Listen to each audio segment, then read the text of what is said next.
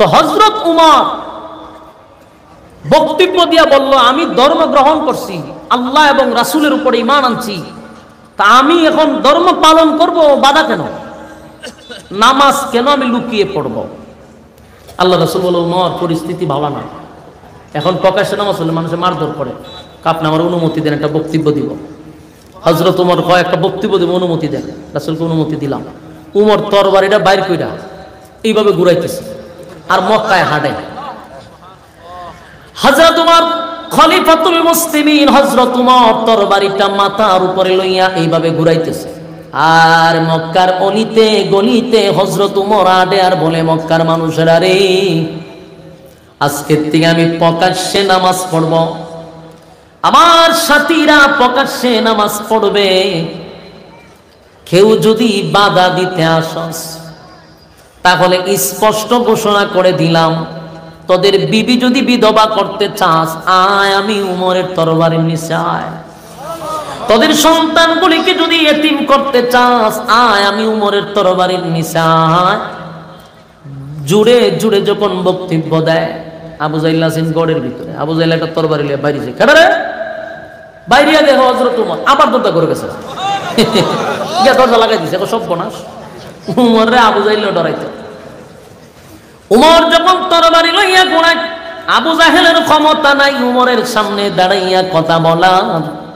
সেই উমর ঘোষণা দিছে, নামাজ প্রকাশ্যে শুরু হবে। সেদিন থেকে নামাজ মক্কাতে প্রকাশ্যে শুরু হয়েছে। জোরে কোন সুবহানাল্লাহ। আমি শুধু আপনাদেরকে একটা একটা করে পয়েন্ট বলবো, আর আপনারা শুধু উমরকে চিনবেন, উমরকে চিনবেন, তাহলে সামনের আলোচনা করতে আমার সুবিধা হবে। উমর সাধারণ কোনো সাহাবী না। আমি একটা ঘটনা পড়ছি, উমর যে কেমন একজন সাহাবী ছিল, আপনারা শুনলে আশ্চর্য হবেন। আমার কাছে বিচারের সমাধান দিবার লাগে, আমার বিচারের রায় কি জানো?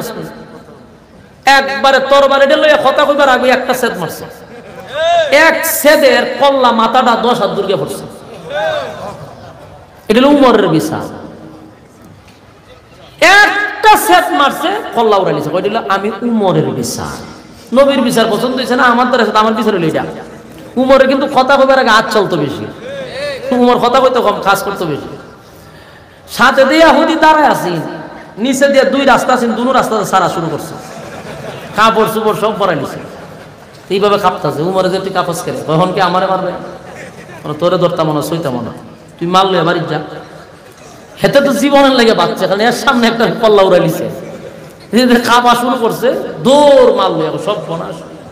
যে উমরের কাছে শয়তান হয় না, আমি আগেই বলছি প্রত্যেকের লোকে শয়তান থাকে, কিন্তু উমরের যে শয়তান, উমরের দ্বারে কাছে থাকে না। উমর রাদিয়াল্লাহু আনহু যে রাস্তা দিয়ে আটতো, শয়তান ভুলে ওই রাস্তা যায় না, এত ভয় পায় শয়তানের সন্তান। উমরের কাছে কাছে বিচার লই একটা জায়গা মতো দিছে, ইয়াহুদি মারলে এবারই ঘটনা তো শেষ হয়ে গেছে না। মূলত ঘটনা কিন্তু শেষ হয়েছে না, ঘটনা এখন খালি শুরু হয়েছে। মানে আপনারা শোনার ধৈর্য থাকলে আমি কইতে পারবো, ঘটনা খালি শুরু হয়েছে, এতক্ষণ খালি আমি ভূমিকা করছি, ঘটনা শুরু। উমর যারে হত্যা করছে শেষ, কিন্তু শেষ না, ঘটনা এখান থেকে শুরু হয়। যারে হত্যা করছে তার আবার ভাই আছে, আত্মীয় স্বজন আছে, এরায়া দেহে তার বাইরে কল্লা উড়ালিছে। কে মারল? উমর। কোন কারণে মারল? এই কারণে মারল। আত্মীয় স্বজন দলে দলে রাসূলের কাছে গেছে, রাসূল তখন প্রেসিডেন্ট। রাসূলের কাছে গিয়ে প্রথম প্রশ্ন করছে, হুজুর একজনের বিচার আপনি কইরা দিচ্ছেন, তার যদি বিচার পছন্দ না হয়, সে অন্য জায়গায় যদি বিচার নিয়ে যায়, এটা কি ইসলামিক আইন অনুযায়ী কোনো অপরাধ? রাসূল কয় না, এটা কোনো অপরাধ না, বিচার একজনের পছন্দ না হইতে পারে। এখন এরা তাইলে আপনি বলেন আমার ভাইয়ের বিচার আপনি করছেন, তার পছন্দ হইছে না, বিচার লয়ে গেছে উমরের কাছে, উমর কেন আমার বাইরে হত্যা করতো? তাহলে তো উমর নির্দোষ মানুষকে হত্যা করছে। ঘটনা ঘটছেনি, হেরা মামলা করে দিয়েছে উমরের নামে, হত্যা মামলা। কি মামলা? হত্যা মামলা। হত্যা মামলাতে কইছি, দেখেন একজনের শরীরে কোনো হিট আইছে না, কারণ বাংলাদেশের হত্যা মামলা দেখতে দেখতে এরা এটা কোনো বিষয় মনে করে না। বাংলাদেশের হত্যা মামলা 7টা কোন করলে কোনো অসুবিধা নাই, জুরা কোন করে জেলে যায়, আবার কদিন পরে বাইরে আয় করে। এই কারণে আপনারা শরীরে লারা খাইছে না, এটা ইসলামিক আইন অনুযায়ী বিচার, হত্যার বদলা হত্যা। বলুন ইসলামের আইনে কি? হত্যার বদলা হত্যা। এটা বাংলাদেশ না, বাংলাদেশের বিচার তো আমরা দেখছি 16 বছর 7 কোণ 8 কোণ করলে অসুবিধা নেই, যদি এটা দলের লোক হয়। রাসূল সাল্লাল্লাহু আলাইহি সাল্লাম তখন দেশের প্রেসিডেন্ট, বিচার তো ইসলামিক আইনে। হত্যা মামলা দিছে, তার মানে উমরকে হত্যা করতে হবে। ঘটনা তো বহু দূর গিয়ে ঘটছে, সারা মদিনায় লারা হয়ে গেছে। উমর একটা নির্দোষ মানুষকে হত্যা করছে। আসলেই তদন্ত নিয়ে দেখছে যে এই যে লোকটারে মারছে কোনো অপরাধ নেই। বাহ্যিক এই চোখটা দেখলে কোনো অপরাধ না, কারণ কোনো আইন লঙ্ঘন করে নাই। বিচার একজনের পছন্দ হয়েছে না, আরেকজনের কাছে বিচার লইয়া যাবে, এটা কোনো ধরনের অপরাধ না। উমর মারছে যে সবাই জানে নির্দোষ মানুষটারে মারছে। রাসূল বহু তদন্ত করে দেখছে নির্দোষ মানুষটা হত্যা করছে। আল্লাহর রাসূলের কসম দিয়া গাম বাহির হয়ে গেছে। কারণ রাসূল তখন রায় দিব হত্যা করবো এই কারণে না, রাসূলের পেরেশানি এই কারণে যে উমর তো ইসলাম গ্রহণ নিজে নিজে করে নাই। আমি নবী আল্লাহর কাছ থেকে উমরের ছায়া আনছি। আল্লাহর রাসূল উমরে, উমর সাধারণ কোন সাহাবী না। আপনারা যারা এখানে বসছেন আগে আপনারা উমরে চিনেন, এখান থেকে বাকি আলোচনা একটু পরে শুনবেন। উমরে যতক্ষণ আপনারা না চিনবেন এই আলোচনার কিছুই আপনার বুঝে আসবে না। বুঝে উমর যখন দেশের রাষ্ট্রনায়ক ছিল, উমরও দেশের কি ছিল? প্রেসিডেন্ট ছিল, সাধারণ প্রেসিডেন্ট না। উমর 50টা রাষ্ট্রের প্রেসিডেন্ট ছিল। 50টা রাষ্ট্র মানে অর্ধ পৃথিবী। যেমন আমেরিকা একটা রাষ্ট্র, ওই রাশিয়া একটা রাষ্ট্র, বাংলাদেশ একটা রাষ্ট্র, ইন্ডিয়া একটা, এরকম রাষ্ট্র 50টার প্রেসিডেন্ট ছিল উমর। কি বুঝেন? আঙ্গুলের ইশারায় অর্ধ পৃথিবী চলে, এর নাম হইল উমর।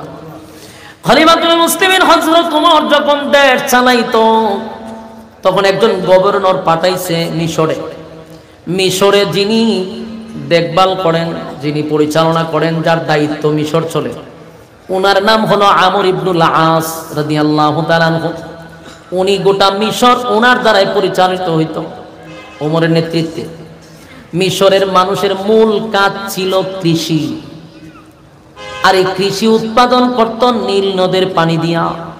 নীল নদে যদি পানি না থাকে তাহলে তাদের মধ্যে দরিদ্রতা চলে আসে। যদি নীল নদে পানি না থাকে তাহলে মিশরের মানুষের মধ্যে দুর্ভিক্ষ দেখা দেয়, তাদের অস্তিত্ব থাকবে না।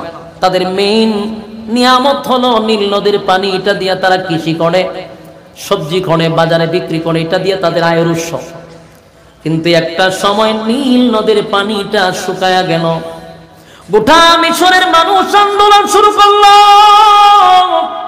আন্দোলন শুরু করছে মিশরের, নীল নদে পানি নাই, পানি নাই, পানি নাই, তাহলে আমরা এখন কৃষি করব কিভাবে? আমরা সবজি করব কিভাবে? আমাদের মধ্যে দুর্ভিক্ষ চলে আসবে। তৎকালীন সময়ের গভর্নর আমর ইবনুল আস রাদিয়াল্লাহু তাআলা আনহু, তখন উনি ছিলেন। দৌড়াইয়া মিশরের মানুষ চতুর্দিকে মানববন্ধনের মতো মানুষ গিয়া ঘেরাও করছে। ওনার অফিস যখন ঘেরাও করছে, আমর ইবনুল আস ঘর থেকে বাহির হইয়া বলেন, কেন তোমরা আমার অফিস চতুর্দিক দিয়ে ঘেরাও করছো? আমাদের একটাই বক্তব্য, মিশরের নীল নদে যদি পানি না থাকে গো, তাহলে এই দেশে দুর্ভিক্ষ শুরু হবে। আর আপনি যেহেতু মিশরের দায়িত্বে আছেন, আপনার বাদশাকে খবর দেন, যেভাবেই হোক, যেমনি হোক, রাষ্ট্রীয়ভাবে আমাদের কৃষির জন্য পানির ব্যবস্থা যেন করে দেয়, আর না হয় আপনার অফিস আমরা ঘেরাও করলাম। এমন ভয়াবহ পরিস্থিতি শুরু হয়ে গেল। আমর ইবনুল আস চিন্তা করলো, ঘটনা তো ভিন্ন দিকে মোড় দিবে, কারণ নদীতে পানি নাই, এটা এখন রাষ্ট্র কি করবে? বৃষ্টি দিলে না পানি তো। কিন্তু এর আর কথা হইলো আপনারা পানির ব্যবস্থা করেন, যেভাবেই হোক রাষ্ট্রীয়ভাবে পানির ব্যবস্থা করে দেন, তাহলে আমরা কিছু করতাম। আন্দোলনের এক পর্যায়ে আমর ইবনুল আস বলে, ঠিক আছে আমি বাদশার কাছে খবরটা পাঠায়া দেই। তখন বাদশাহ বলেন, হযরত ওমর, চিঠি, তখন তো মোবাইলের যুগ ছিল না, চিঠির যুগ ছিল। চিঠিও আমাদের মতো এইভাবে সাইকেল দিয়া, গাড়ি দিয়া নেয় না। তখন হেঁটে হেঁটে এক দেশ থেকে আরেক দেশে চিঠি যাইতে কত মাস লাগে। চিঠি বানাইছে কাগজ দিয়া না, চামড়ার মধ্যে লিখে কাগজ পাঠাইলো হযরত ওমরের কাছে। অনেক দিন লাগছে চিঠি পৌঁছতে। ওমরের কাছে গেছে, বলে ওমর দেখে গভর্নর যিনি আমর ইবনুল আস, উনি চিঠি দিয়েছেন, খলিফা আমার যেই জায়গায় কাজের জন্য পাঠাইলেন মিশরে, মিশরের মানুষ আমার অফিস ঘেরাও করে রাখছে, আমি বাহির হইতে পারি না। এর এক নাম্বার কারণ হলো মিশরের মানুষের আয়ের উৎস হলো সবজি উৎপাদন করে, তারা কৃষি কাজ করে। কিন্তু ওগো আল্লাহর পয়গম্বরের সাহাবী হযরত ওমর আমার খলিফা, এখন আমার কি করণীয়? আমি কিভাবে তাদেরকে পানির ব্যবস্থা করব? রাষ্ট্রীয়ভাবে যদি কোনো কিছু করার থাকে তাহলে আপনি আমাকে বলুন, না হয় আমারে তারা ঘর থেকে বাহির হইতে দেয় না। হযরত ওমর চিঠিটা পাওয়ার পরে উচিত তো ছিল চিঠিটা আবার আমর ইবনুল আসের কাছে উল্টা পাঠানো, কথা হয় না? কিন্তু খলিফাতুল মুসলিমিন হযরত ওমর কেমন সাহাবী, আমার যুবক ভাইরা, উমরে চিনা দরকার, উমরের চিঠি রিটার্ন আবার আমর ইবনুল আসের কাছে পাঠান নাই। উনি আবার চামড়ার মধ্যে চিঠি লেখছে কি জানেন? নদীর উদ্দেশ্যে চিঠি লেখছে, নদীরে চিঠি লেখছে। সুবহানাল্লাহ, বারে কি চিঠি তো লেখার দরকার ছিল আমর ইবনুল আসের কাছে, কিন্তু না, এই চিঠি লেখছে উনি নদীর কাছে। উমর চিঠির মধ্যে লেখছে, নীল নদরে তোরে আল্লাহ বানাইছে আমাদের গোলামির জন্য। পৃথিবীর যত নদী আছে সবগুলি মানুষের গোলামির জন্য বানাইলো। আল্লাহর পয়গম্বরের সাহাবী খলিফাতুল মুসলিমিন হযরত ওমর বলেন, নদীরে তোরে কেন বানাইছে বল? আমাদের গোলামির জন্যই তো বানাইছে। তোর পানি দিয়ে আমরা সবজি করব, কৃষি করব, এই জন্য তোরে বানাইছে। আল্লাহ আমার গোলামি, আমাদের গোলামির জন্য তোরে বানাইছে। তুই যদি আমাদের গোলামি বন্ধ করে দেস, আমি উমর সিদ্ধান্ত নিছি নীল নদী বলতে আর পৃথিবীতে কিছু থাকবে না, আমি সব মাটি দিয়া বরাট করে দিব। আমার যুবক বাড়া দিলের কান লাগায় শুনে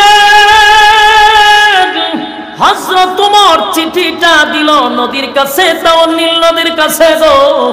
নীল নদরে ধমক দিয়া বলে, এই নীল নদ, কতরে বানাইছে আমার মালিকের গোলামির জন্য, তুই আমাদের গোলামির জন্য তোরে বানাইছে, আমাদের গোলামি করবি, এটা তোর কাজ। তুই যদি বান্দার গোলামি করা বন্ধ করস, বান্দা হইয়া আমি এই নীল নদ চিরতরে বন্ধ করে দিব, পৃথিবীর মানচিত্রে নীল নদ থাকবে না। তাই হযরত ওমর বলল, আমার চিঠিটা পাওয়ার পরে তুই তোর ভিতর থেকে পানি বাইর করবি, পানি দিতে তুই বাধ্য থাকবি, না হয় আমি ওমরের কথা লড়বে না। এই কথা লেখা চিঠি লেখা মিশরে আবার পাঠাইছে। মিশরের চিঠি যাওয়ার পরে জনগণের হাতেও চিঠি পৌঁছে গেছে। চিঠি যখন দেখছে মানুষ উমরে পাগল বলতে শুরু করলো, হাসাহাসি শুরু করলো, তামাশা শুরু করলো। দেশের জনগণ বলে, উমর কি আমাদের সঙ্গে ফাজলামি করে? উমর কি আমাদের সঙ্গে তামাশা করে? আমাদের বিপদের সময়, আমাদের মুসিবতের সময় উমর সুষ্ঠু কোনো একটা ব্যবস্থা না করে উল্টা আমাদের সঙ্গে মস্কারা শুরু করছে। বলুন স্বাভাবিক এই চিঠি দেখলে আমরাও বলতাম যে আমাদের সঙ্গে মস্কারা চলতেছে, ঠিক নেই? যেমন আমাদের বাংলাদেশে যখন বেগুনের দাম বেড়ে গেছে তখন আমাদের প্রধানমন্ত্রী আমরা সাথে মস্কারা করছে। আমরা বলে চাল কুমড়া দিয়া মিষ্টি কুমড়া দিয়ে বেগুনি খাইতাম। চাউলের দাম বেড়ে গেছে, আমরা কয় আলু খান, আমরা কয় মিষ্টি কুমড়া দিয়ে বেগুনি খান। এগুলা জাতির সঙ্গে বহু তামাশার ফাজলামি কিন্তু আম্মাজান করছে রে, আম্মাজান করছে। কিন্তু হযরত ওমর তো আর আধা পাগল না। ওমর এমন একজন ব্যক্তি যার মেজাজ আল্লাহ পছন্দ করে। ওমরের চিঠি পাওয়ার পরে গোটা মিশরে আলোচনা সমালোচনা শুরু হয়ে গেল।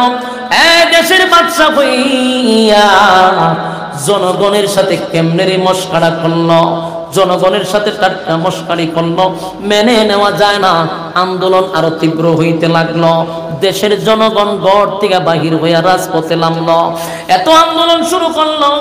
আমর ইবনুল আস দেশের মানুষকে বলে, তোমরা শান্ত হও, তোমরা যারে নিয়ে হাসি তামসা করতেছ সেই উমর রে তোমরা চিনো, উমর রে আগে চিনতে হবে। জুরে কোন সুবহান। আমর ইবনুল আস বলে, দেশের মানুষ উমর রে চিনতে পারো না, উমরের চিঠি পাইয়া তোমরা এমন ভাবে হাসি তামসা শুরু করলা। আমার বক্তব্য হলো, আগে তোমরা উমর রে চিনো, তারপরে উমরের ব্যাপারে কথা বলো। তোমরা এখন যে হাসি তামসা করতেছ, আন্দোলন করতেছ, যেহেতু উমর চিঠিটা নদীর কাছে দিছে, আমরা নদীর কাছে চিঠিটা পৌঁছায়া দেই, এরপরে দেখো না কি হয়, তারপরে তোমরা আন্দোলন করতা। আন্দোলন করবা তো পড়ে, আগে তো দেখো চিঠি দিয়া কি হয়। মানুষে কয় এটা কি ফাইজলামি, নদী কি আমরার কথা শুনবো, নদী কি মানুষের কথা শুনে? আমর ইবনুল আস বলে, হ্যাঁ অবশ্যই নদী উমরের কথা শুনতে বাধ্য। কেন বাধ্য? কারণ উমর নদীর মালিকের সাথে সম্পর্ক। আমার যুবক ভাইরা দিলের কান লাগায় শুনে, আপনি যদি মালিকের সঙ্গে সম্পর্ক করেন গো, তাহলে এই পৃথিবীর সমস্ত মাখলুকাত আপনার গোলামি করতে বাধ্য।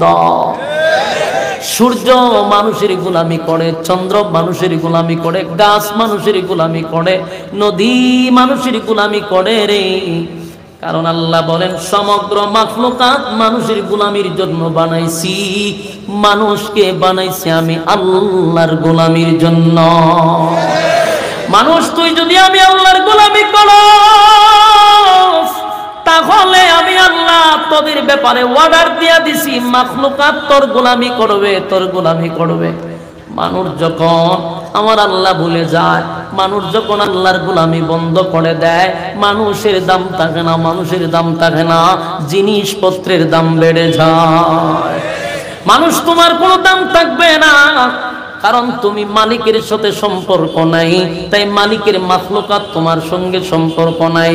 তুমি যখন আল্লাহর গোলামি করবা, তখন মাখলুকাত তোমার গোলামি করবে, এটাই বাস্তবতা। আমর ইবনুল আস বলেন, এই মিশরের মানুষেরা, মাথা গরম করা যাবে না, কারণ ওমর নদীর মালিকের সাথে সম্পর্ক করছে রে।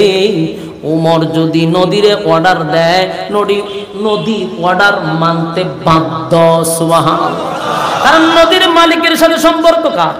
হযরত উমরের সম্পর্ক নদীর মালিকের সঙ্গে সম্পর্ক। তাই উমর যেহেতু নদীরে অর্ডার দিছে, নদী মানতে বাধ্য। আমর ইবনুল আস বলেন, চিঠিটা লইয়া দেশের জনগণ গেছে, দেখি আজকে কি হয়।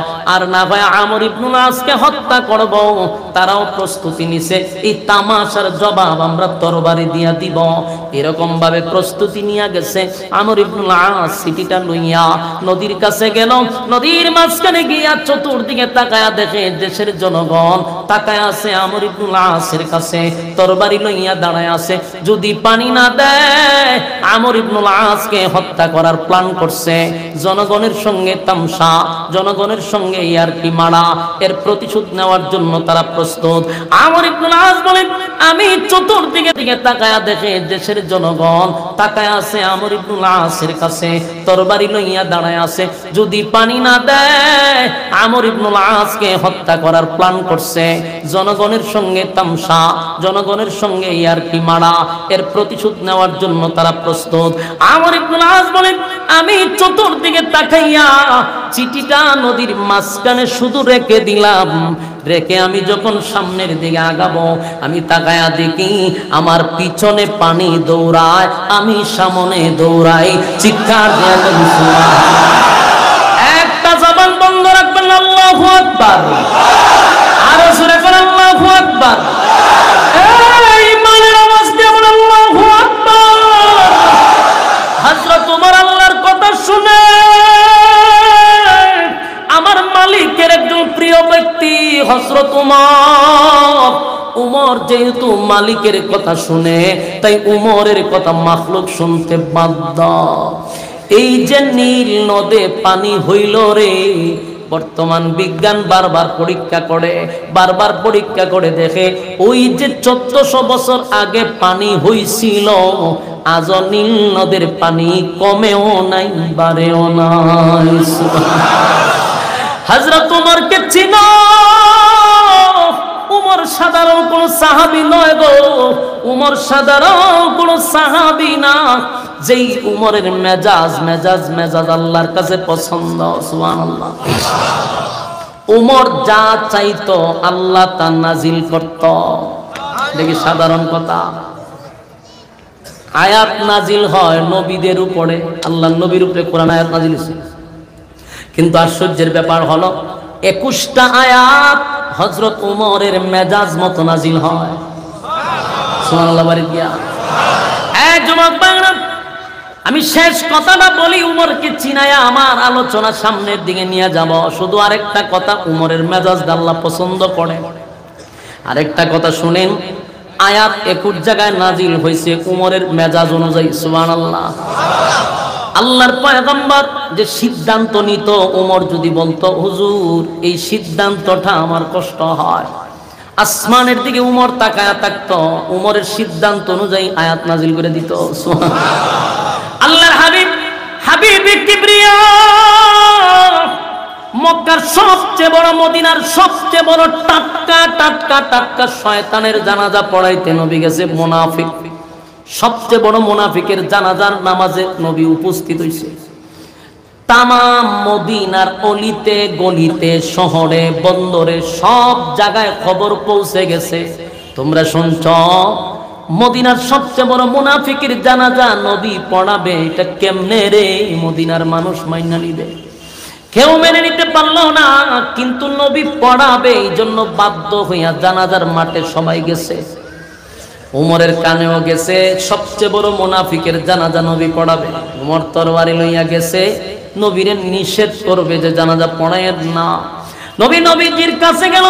হযরত উমর পয়গম্বরের কাছে যাওয়ার পরে উমরের স্মরণ হয়ে গেল, আমি তো নবীরে নিষেধ করার কেউ না, আদেশ করারও কেউ না।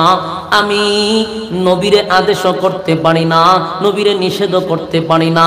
আমার নবীরে আদেশ করলে আমার আল্লাহ করবে, নিষেধ করলে আল্লাহ করবে। তাই ওমর সামনে গিয়া ব্রেক করলেন আর আগাইলেন না, বেয়াদবি হয়ে যাবে। কিন্তু ওমরের ভিতরে বড় জ্বালা, যে লোকটার জানাজা নবী পড়ানোর জন্য প্রস্তুতি নিছে, লোকটা ভালো না, ভালো না। দেখতে ছিল বড় একজন পিসাব, নবীর পিছনে নামাজ পড়ত, মাথায় ফাগরি, লম্বা ফাগরি, দাড়িও লম্বা, আবার ফগরে মেসওয়াক। দেখলে বোঝা যায় জান্নাতের দরজাগুলো খালি বেরিয়েছে। কিন্তু হে যে শয়তানের খারাজিল, কি আপনারা কে বুঝাইতো? এরকম এক সুরাতে ধোঁকা দেয় লোক আছে না নাই? কথা বলেন না। আমাদের সমাজে দেখবেন বড় বড় হাগরি লাগাইয়া আপনার মুখ এক মেসওয়াক পকেটে রাখে, দাড়িও এই লম্বা, জুব্বাও আছে। কিন্তু এরা যে এত বড় আল্লাহর ওলি, কিন্তু এদের মূল কাহিনী হইল এরা মানুষ হত্যা করতে চায়, এরা রক্ত পিপাসু। এরাই হলো আব্দুল্লাহ ইবনে উবাই ইবনে সুলুল। ঠিক কি না বলেন? যারা এত বড় দাড়ি আর টুপি লাগাইয়া ইসলামের নাম নিয়া প্রকাশ্যে মানুষের রক্ত খায়, এরা কোন সময় আর যাই হোক এরা আল্লাহওয়ালা হইতে পারে না। আমি মনে করি এরা আব্দুল্লাহ ইবনে উবাই ইবনে সুলুলের উত্তরসূরি। বাস্তব না বাস্তব? যতগুলা খুনি আপনারা দেখছেন, সবগুলা খুনির মুখে দাড়ি। এক একটার বুজুর্গগিরি দেখছেন, দাড়ি টাড়ি পাঞ্জাবি সবই আছে। এত বড় বুজুর্গ, কিন্তু মানুষের রক্ত তারা খাইতে চায়। এরা খুনি, এরা আব্দুল্লাহ ইবনে উবাই ইবনে সুলুলের উত্তরসূরি। এজন্য সমাজে সবাই আল্লাহর ওলি নয়, নেক্সট সুরতেও মানুষকে ধোঁকা দেওয়া হয়। সাবধান করে দিলাম, আপনাদের হাতে পায়ে ধরে বলি,